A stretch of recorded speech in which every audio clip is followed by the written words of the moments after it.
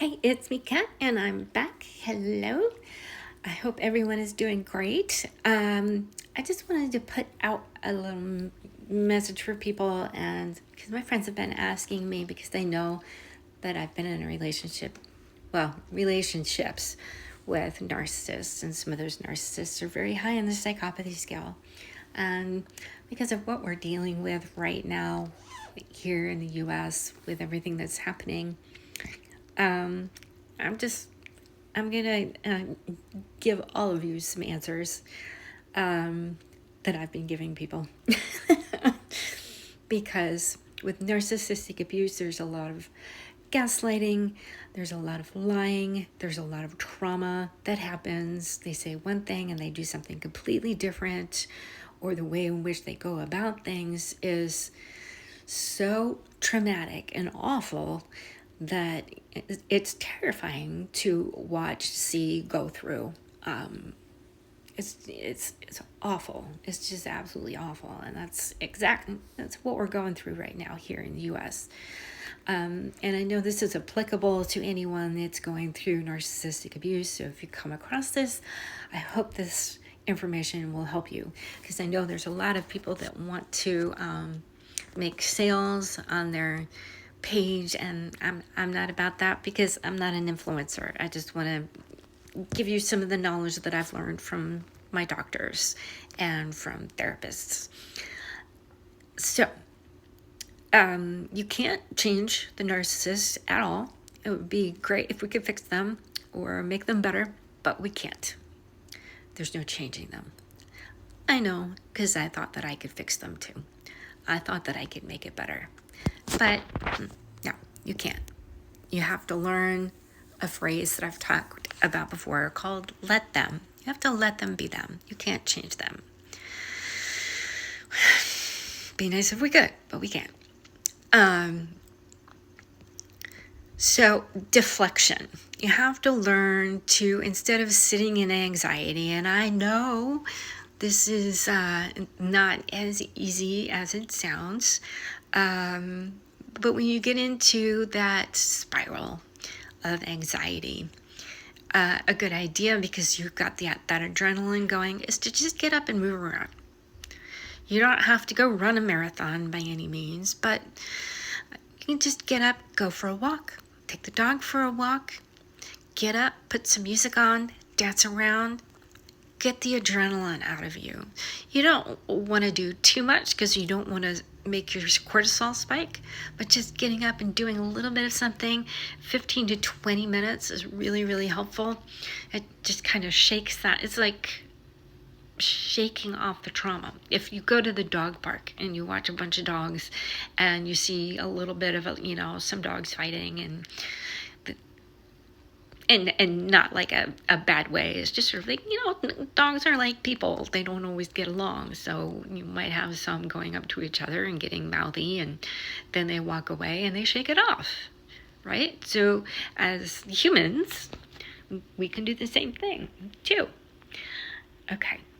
So I want to I've talked about nutrition every once in a while, but I want to talk about something a little bit more specific, because with narcissistic abuse comes brain damage, and the best way to really deal with reestablishing cognitive control over things, because sometimes we lose our ability to really be able to express ourselves because some of the centers in our brain gets damaged. So it's important to, first of all, of course, talk to your general doctor, get referrals to a neurologist, get referrals to a therapist so you can do CBT, get a referral from your therapist to go in for group therapy and do DBT, dialectical behavior therapy.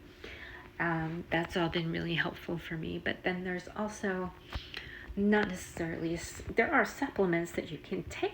You can take a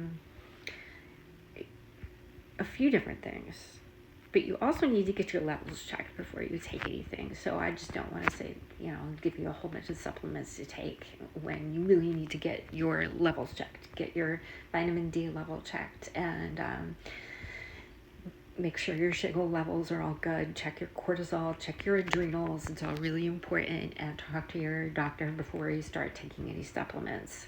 But nutritionally, one of the best things that you can do is I carry around walnuts with me. I like walnuts. I like, almonds. Brazil nuts are great. I don't eat a lot of them, but I do eat Brazil nuts because I also have a thyroid condition.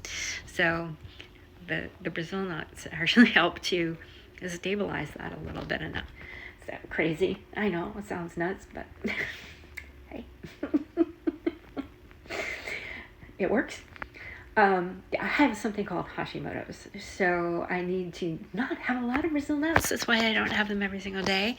But if I feel that I need to boost up my thyroid a little bit, yeah, that's what I go for.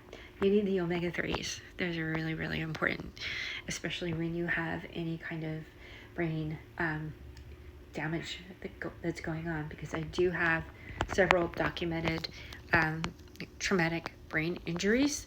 So it's important to make sure that you're working with a neurologist, and there are so many different things that you can do to help. Reading is one of them. There's something called EMDR, which I've done. EFT, the emotional freedom technique, is tapping. And a lot of people, for some reason, consider this to go with manifesting, but it doesn't. When you're pressing on these different spots here, you're working with energy systems within your body called meridians. And it helps to kind of redistribute the energy properly throughout your system. It's sort of like hitting a reset button. So when you see me doing EFT here, that's essentially what I'm doing. And I tend to I don't do EFT every day. Some people do. It can be very helpful because it teaches you to accept yourself the way that you are in your given situation. And it also teaches you to learn how to release those negative thoughts and feelings that you're having, and starting to reprogram yourself with healthier and more positive thoughts to kind of help and motivate you to push you forward in your life. And man, I felt so stuck in my life at one point, and it was just so hard to deal with everything. And then I started really getting into meditation and Buddhist meditation, and really it's kind of fascinating the way it all works, because you just meet the right people at the right time, and just setting those new affirmations for yourself. And a lot of people say, Kat, affirmations don't always work. And they don't always work. They don't. I'm just going to be honest. You can't just sit there and just say things like you're, right now money's coming to me. It's not going to come to you if you're saying it like that. Right? You've got to have feeling behind it. And you've got to, be logical and rational with your affirmations. Because if you go off saying, I'm a multi-millionaire, and you can't believe it, that's not going to work. Now you could say something like, I'm allowing myself to heal, or I'm allowing myself to get better. I accept that I'm in this situation that I'm in right now, but I'm allowing myself to get to a better place, right? So it's finding those cognitive changes that help to push you forward in the right direction. And there's so many affirmations, and I can put so many more out here for you, but you also need to make sure that you are working with a therapist. So there's so many wonderful ones out there. You just need to find the right one for you. I found mine on BetterHelp. I'm not in any way affiliated with them. I just do my therapy through someone through BetterHelp. There's so many places online, and there's so many wonderful therapists out there. Just ask your doctor for a referral. Ask your friends. There's a lot more people in therapy than you realize. Have a great day.